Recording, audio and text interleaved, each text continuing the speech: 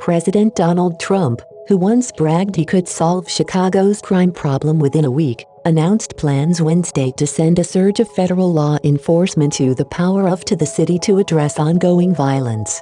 Though agents also will be sent to Albuquerque, NM, Trump singled out Chicago as the place in the most critical need of additional resources.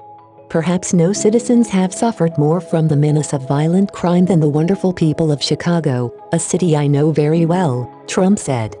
Attorney General William Barr said more than 200 federal agents would be sent to Chicago, where they will engage in classic crime fighting to the power of such as investigating murders, gangs, gun crime and drug trafficking organizations. The new agents will include members of the FBI, U.S. Marshals Service, the DA and the Department of Homeland Security, among others.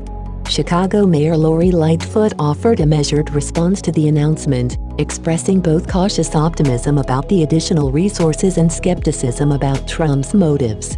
If those agents are here to actually work in partnership in support of gun violence and violent cases, plugging into existing infrastructure of federal agents, not trying to play police in our streets, then that's something different and that may add value, but the proof is going to be in the pudding, Lightfoot said. It's too soon to be able to say if this is a value add or not.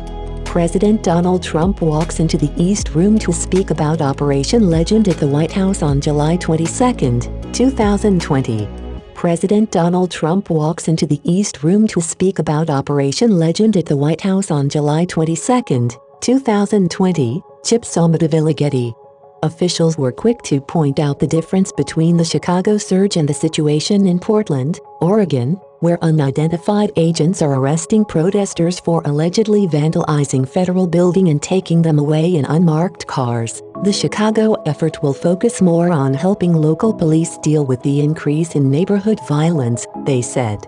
In Chicago, we see an unprecedented rise in crime against fellow citizens, said Chad Wolf, Acting Secretary for the Department of Homeland Security. The DHS mission in Portland is to protect federal property and our law enforcement officers. In Chicago, the mission to protect the public from violent crime on the streets. Despite the reassurances, Lightfoot remained unwilling to accept the Trump administration's word that it would not launch a mission similar to the one in Oregon. Now that doesn't mean he's not going to try it here in Chicago and we have to remain vigilant, she said. I'm calling on all Chicagoans, if you see something that doesn't look right, please don't hesitate to report it. Call 911. Call 311. The announcement comes a day after a mass shooting outside a Southside funeral home during which 15 people were injured in what police described as an ongoing gang conflict. The city has experienced one of its most violent summers in recent memory with 414 homicides this year compared to 275 at the same time last year, official CPD statistics show. It represents a 51% increase. Among the homicide victims discussed by Trump at the news conference was 14-year-old Fernando Jones Jr., who was one of 4 people killed in a shooting in Chicago's Englewood neighborhood on July 4. The FBI has offered a reward of up to $25,000 for information leading to the arrest of the people involved in his killing. Jones' mother attended Trump's announcement in the East Room of the White House, but she did not speak alongside the other victims' families. Please know that all Americans mourn by your side. We will carry your son's memory. He will not be forgotten, Trump told her.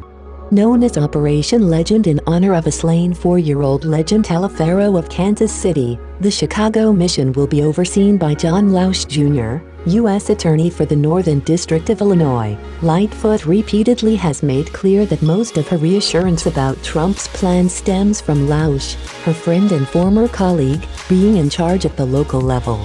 The U.S. Marshals Service Great Lakes Task Force, which included more than 100 agents, will direct violent fugitive apprehension operations within Chicago to identify wanted gang members, violent criminals and firearms violators. The Department of Homeland Security is also committing at least 100 agents, already stationed in Chicago, to investigate narcotics and firearm traffickers. The federal government also will earmark $3.5 million to reimburse the Chicago Police Department and City of Chicago for the work of local law enforcement on the effort. A top priority of federal prosecutors is to reduce violent crime, particularly in a large urban area like Chicago, Lausch said in a statement. We will use these new resources and every other available federal law enforcement tool to reduce the unacceptable level of violent crime in Chicago.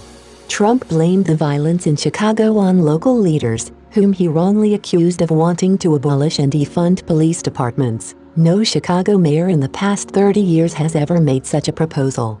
For decades, politicians running many of our major cities have put the interests of criminals above the rights of abiding citizens, Trump said. These same politicians have embraced the far-left movement to break up our police departments, causing violent crime to spiral, and I mean, spiral to the power of, seriously out of control. Lightfoot shrugged off Trump's criticism, calling his announcement alongside victims' families a political stunt. Trump's plans to send additional federal agents to Chicago this week set off alarm bells at City Hall and in activist circles, as the scope of their duties was not made public. Trump had said he would be sending the additional agents to combat violence here and in other cities, but also referenced extra agents in Portland as doing a fantastic job. On Monday, the Tribune reported that the Department of Homeland Security was crafting plans to deploy about 150 federal agents to the city this week. A source with knowledge of the situation said by Tuesday, officials had been told half that number would come from Homeland Security investigations, a section of DHS, and the rest coming from other federal agencies, such as the FBI and Drug Enforcement Administration. Absent any details from the president earlier this week about how these resources would be used, Mayor Lori Lightfoot expressed concern the federal agents would be used unlawfully against protesters. She pointed to their presence in Portland, where protesters were allegedly being snatched off the streets by agents, drawing condemnation from state officials there and leading to a lawsuit filed against DHS and other federal law enforcement by Oregon's Attorney General. Lightfoot initially threatened to sue if President Donald Trump tried to send federal agents into Chicago without her permission. She changed her tone after talking with Lausch, a former colleague who she has said she respects and admires, who assured her an influx of law enforcement would be working to the power of with Chicago cops against violent crime, and not confronting protesters. But Lightfoot said the city would proceed with caution and would not welcome to the power of from the Trump administration to the city's streets.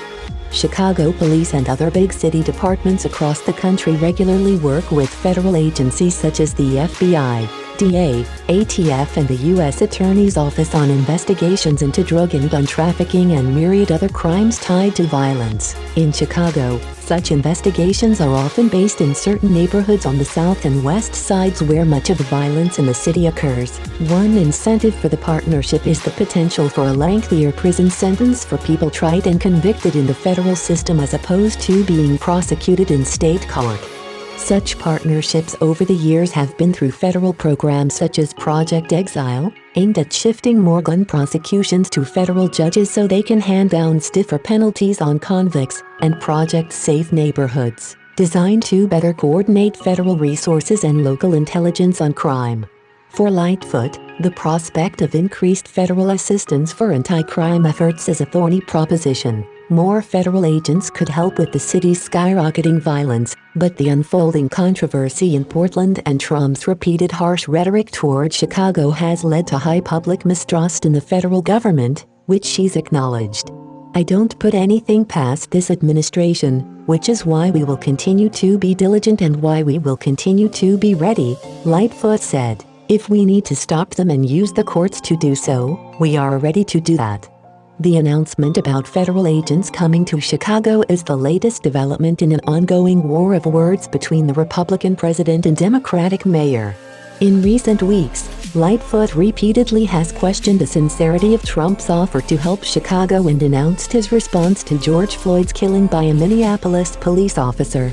Last month, Trump lashed out at Lightfoot and Illinois Governor J.B. Pritzker over Chicago's gun violence, saying the two had put their own political interests to the power of ahead of the lives of residents and insisting that law and order to the power of was needed. Jeremy Gorner. Jeremy Gorner is a beat reporter for the Tribune's Metro staff, covering the Chicago Police Department. He joined the Tribune in 2006 to cover breaking news for its online news desk. Before joining the Tribune, Gorner covered crime at the now-defunct New City News Service, formerly known as the City News Bureau of Chicago. Stacey St. Clair.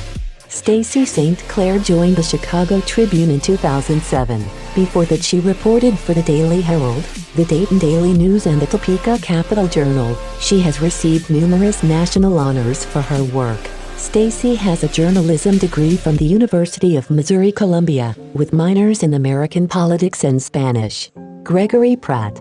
Raised in Little Village, Gregory Pratt covers Mayor Lori Lightfoot and City Hall. Before joining the Tribune in 2013, he worked for the BGA, alt weeklies in Phoenix and Minneapolis, and Hawaii. He has been a finalist for the Livingston and earned other national honors, including from the National Headliner Awards, Alyssa Gers, and Scripps Howard.